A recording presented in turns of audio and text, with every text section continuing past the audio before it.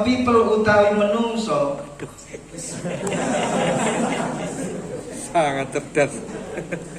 without the knowledge, kelawan tanpa pengetahuan, of their past history, maring sejarah masa lalune, origin asal usule, and culture lan budayane, is like a tree. Iku dadi khobare a people niku wae.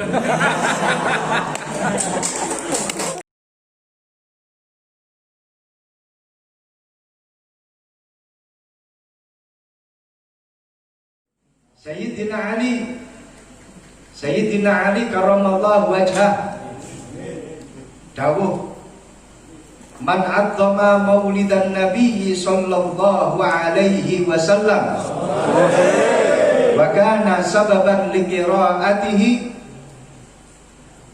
la yakhruju minad dunya illa bil iman wa yadkhulul jannah bi ghairi hisab.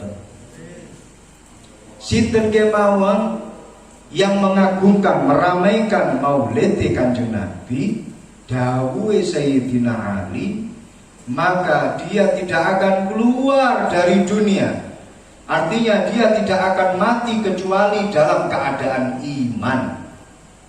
Sinten kemawon yang mengagungkan acara maulid, dawuhe Sayyidina Ali, maka dia akan masuk surga tanpa hisab. Niki tanpa kita sadari para khulafaur rasyidin ugi ndawuhaken babagan masalah maulid. Kanjeng Nabi sampun dawuh alaika bisunnati wa sunnati khulafair rasyidin. Dadi kudu cecekelan karo para khulafaur rasyidin yang kemudian diteruskan oleh para tabi'in, diteruskan oleh para tabi'in, dipun terusaken kalih para ulama sampai sakniki awake dhewe ya melok maulidan. Jadi acara maulidan ini sebagai bukti kalau kita ini berpegangan dengan tradisi. Acara maulidan ini menjadi bukti kalau kita ini menghormati budaya nenek moyang kita. Kalau kita sudah menghormati budaya nenek moyang kita, kalau kita sudah selalu berpegangan dengan tradisi dari para sesepuh-sesepuh kita, insya Allah badai apapun yang akan menerjang kita, entah itu badai Katrina utawa badai Corona, badai nopo kemawon, tidak akan mampu menumbangkan kita. Amin ya Rabbal alamin. Dan ini sadurunge amin wis terbukti. A people without the knowledge of their past history, origin and culture, is like a tree without roots. Alright. Ibu Zaki paham sangat nih Ibu. Nah, ini oh no yes. Ngerti ini cuma telu tok oh yes kali oh no. Jadi oh no yes ngoten.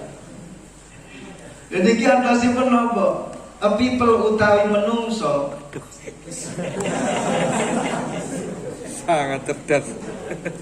without the knowledge, kelawan tanpa pengetahuan, of their past history, maring sejarah masa lalune, origin asal usule, and culture lan budayane, is like a tree. Iku dadi khobare a people niku wae. Iku is like a tree. Sama tepuk tangan ini paham toh? Iku is like a tree.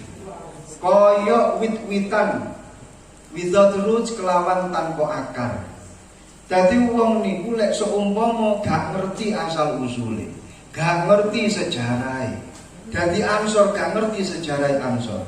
Jadi Rijalul Ansor gak ngerti sejarah Rijalul Ansor. Jadi wong NU gak ngerti sejarah NU. Yo gak ngerti asal usul NU. Yo gak ngerti kalau budaya NU. Na'udzubillah min dzalik. Itu seperti pohon yang tidak punya akar. Maka dia bisa terombang-ambing, bahkan bisa jatuh gara-gara gak kuat berdiri kokoh, mudah diterpa angin.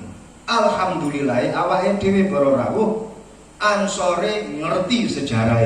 Niki wau sampun dionceni sejarah kalian Gozaki Ansor kuwi teko ndi, apa hubungane karo Muhajirin, tugase Ansor kuwi apa. Akhirnya dijak kali Gozaki, ayo awake dhewe kudu ikhlas kaya dene sahabat Ansor sing ngancani bantu sahabat Muhajirin sing bareng-bareng negakno agama Islam. Niki berarti luar biasa. Ketua PCGP Ansor Trenggalek punya kalian ini adalah ketua PC yang betul-betul memiliki dasar yang kuat. Arep didongakne sakniki, didongakne muga-muga munggah jabatane sakniki ketua PC, sok tak dongakno dadi ketua umum PC Ansor. PC Ansor ketua umum GP Ansor. Dadi Gus Yakut, Gus. Tak dongakno gak ketang tahun 2250. Dadi awake dhewe alhamdulillah dipun wuruhi kados ngeten niki acara maulidan, terus ngoten dijak acara manakiban, dijak acara-acara litunipun yang semuanya ini adalah tradisi-tradisi simbah bae awake dhewe. Mugi-mugi ini menjadi lantaran kita semakin kuat berada di tengah-tengah masyarakat. Amin ya robbal alamin. Lho niki tradisi. Yang jadi aneh lagi, tradisi ini dulu adalah sesuatu tradisi yang masyhur. Tahun 322 Bani Fatimiyah mengadakan acara ini gede-gedean. Kemudian beberapa tahun berikutnya atau mungkin beberapa puluh tahun berikutnya ini menjadi tradisi yang besar juga di lingkungan para Ahlus Sunnah wal Jamaah.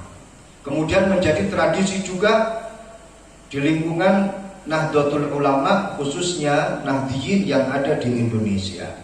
Ini tradisi yang masyhur. Makalah tentang maulid sudah ada sejak zamannya para sahabat, bahkan di zamannya Rasulullah sudah menyinggung tentang permasalahan maulid. Dan ini menjadi suatu hal yang sangat wajar, lumrah. Maka akhir-akhir ini kita mengetahui bahwa acara maulid ini menjadi suatu hal yang aneh. Nyuwun sewu para rawuh. Berawal dari satu hadis Kanjeng Nabi Muhammad sallallahu alaihi wasallam. Au kama qala Rasulullah sallallahu alaihi wasallam. Kanal Islamu ghariba. Rumiyin Islam niku dipun nilai sebagai agama sing gharib. Gharib niku artinya aneh. Gharib niku artinya longko.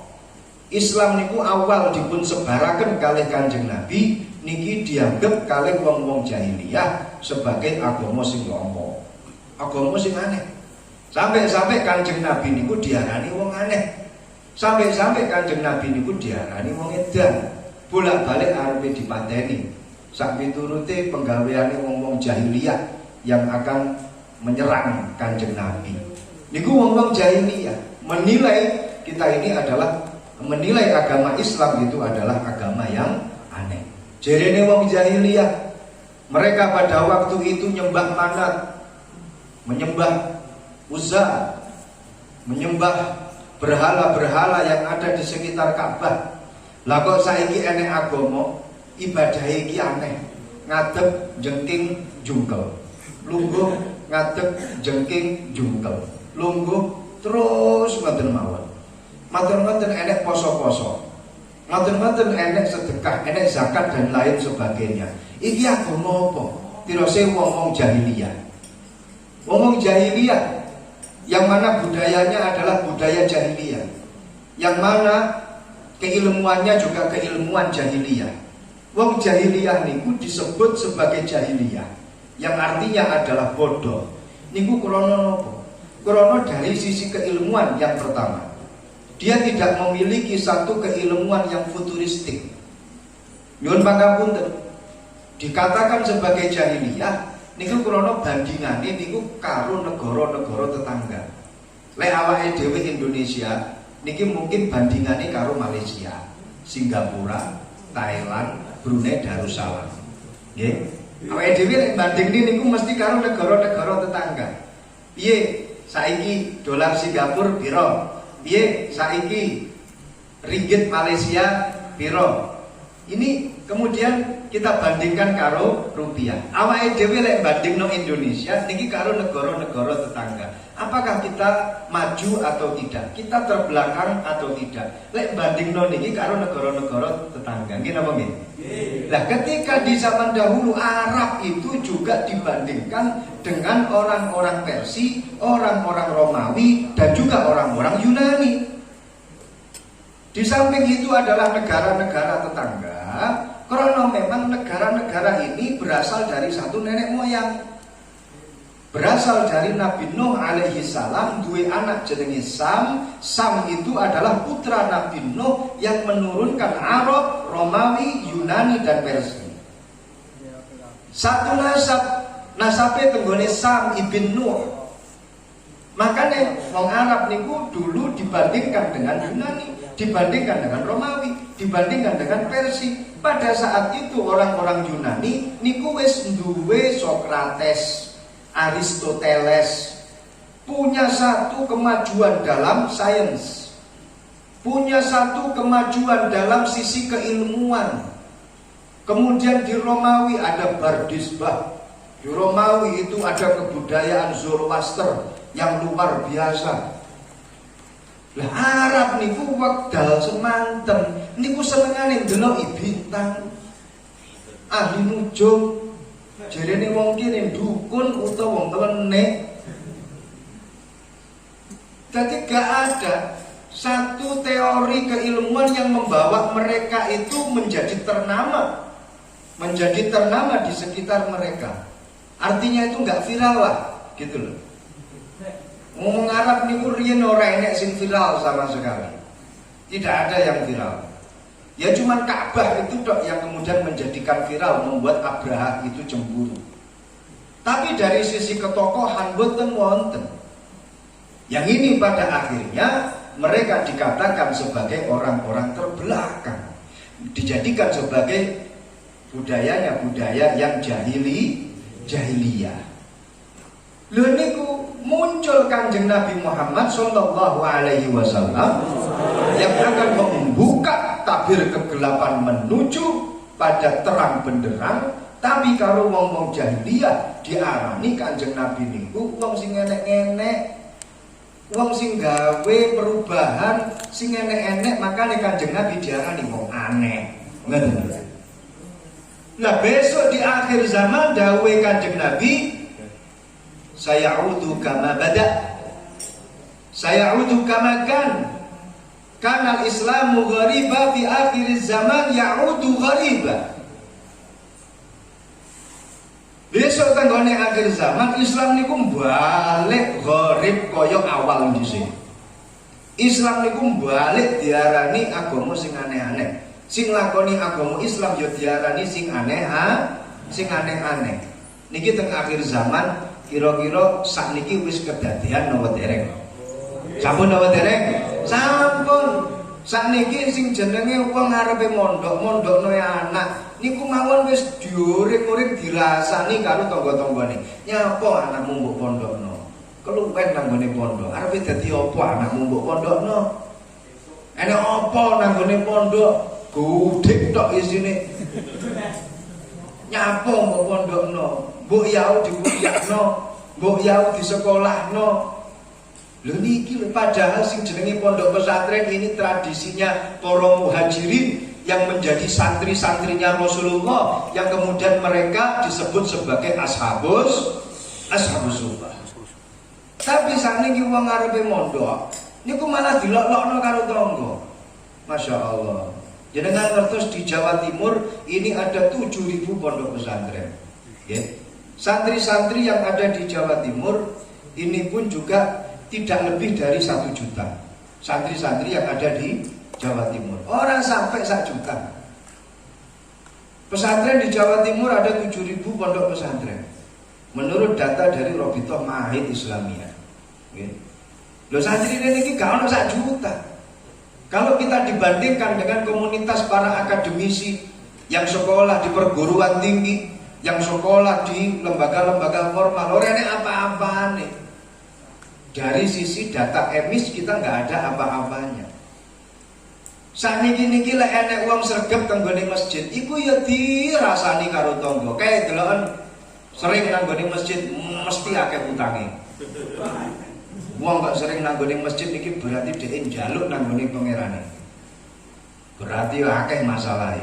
Lah wong sregep nang gone masjid, jamaah nang gone masjid. Saniki lha kok malah diarani sing macem-macem. Wong sering poso malah diarani kaliren gak duwe beras. Ya napa ya? Wong arepe rabi, arepe nambah, diarani malah sing tabu lah, sing macem-macem lah. Ngesane to kaya Gus Zaki, ngoten iki. Arepe nglakoni sunnah neh akhire kepikiran sing macem-macem. Ya Nur Khotim nggih sami lah, tak kira pikirane ya padha. Dadi niki para rawuh. Perkara yang dulu itu tidak ada satu ketabuhan di dalamnya, tapi saat ini tenggone akhir zaman malah dianggap suatu hal yang aneh, suatu hal yang nyeleneh. Tapi napa dawuhipun Kanjeng Nabi di akhir hadis, wa tuba lil ghuraba. Beruntung bagi mereka-mereka yang dianggap di akhir zaman niku sebagai orang-orang yang gharib. Malah dibela karo Kanjeng Nabi terus oleh ngono kuwi awakmu iki termasuk wong-wong sing bejo. Tuba lil ghuraba. Terusno mondoke, terusno sing jenenge aktif nang masjid, terusno sing jenenge posone. Lho niki wis kedadian. Dhisik niku sing jenenge maulidan tahun 80, tahun 90. Ora enek sing ribuki. Ora enek sing ngatak-ngatakne bid'ah niku ora enek. Nggih napa nggih? Nggih. Niki mawon to terus akhire diarani bid'ah sak piturute. Riyen niku sing jenenge wong ziarah teng gone kuburan atau zaman sekarang itu dikatakan aliran underground. Under niki bawah, ground niku tanah. Berarti aliran underground itu adalah aliran bawah tanah. Kuburan. Lha niku sakniki niku dilok-lokne sing jenenge wong seneng ziarah teng gone kuburan, malah diarani wong sing musyrik, nglakoni syirik. Padahal rumiyin mboten masalah. Manakipan ora enek masalah, Isra Mi'rajan ora enek masalah, maulidan ya ora enek masalah. Saniki malah dipermasalahkan. Sing sering maulidan malah dikira sing macem-macem. Tapi awake dhewe kudu eling wa tuba lil ghuraba. Semangat bagi orang-orang yang di akhir zaman ini sudah berada di jalan yang benar, tapi malah diolok-olok oleh mereka-mereka yang tidak tahu hakikatnya agama. Itulah mereka-mereka orang-orang sing bejo. Jadi terus lanjut sholawatan. Karena di dalam sholawatan itu pun juga menjadi satu doa kagem bangsa dan negara kita. Mugi-mugi barokai maulidan, barokai sholawatan, COVID-19 ndang minggat. Amin. Corona ini ndang minggat. Amin. Walaupun toh demikian awake dhewe juga tetap waspada, tetap mengikuti protokol kesehatan, waspada dengan COVID-19, juga waspada dengan corona. Komunitas Rondo mempesona. Sampean juga harus waspada dengan yang namanya corona, cowok romantis penuh pesona. Pokoknya kudu tetap waspada, kudu tetap waspada. Para rawuh hadirin hadirat ingkang dipun mulyakaken Allah Subhanahu wa taala. Kula mboten saged matur kathah, nyuwun ngapunten. Bu bilih niki adalah satu cerita pengantar tidur wonten mawon. Nggih, senes Mauidhatul Hasanah tentang mauidhah niku wau Gus Zaki kali Gus Nasir. Kula namung nambahi sekedhik kemawon. Biasane niku wong lek tambah niku biasane niku luwih titik daripada mangan sing pertama. Nggih napa nggih? Wong tanduk niki biasane luwih titik daripada panganan sing pertama. Teng Kediri niku ngoten, nek Trenggalek pripun? Sami to nggih? Hah?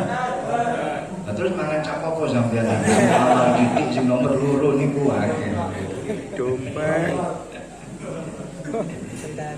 Ora rawuh, sampun Gus nggih dikuwon Gus nggih.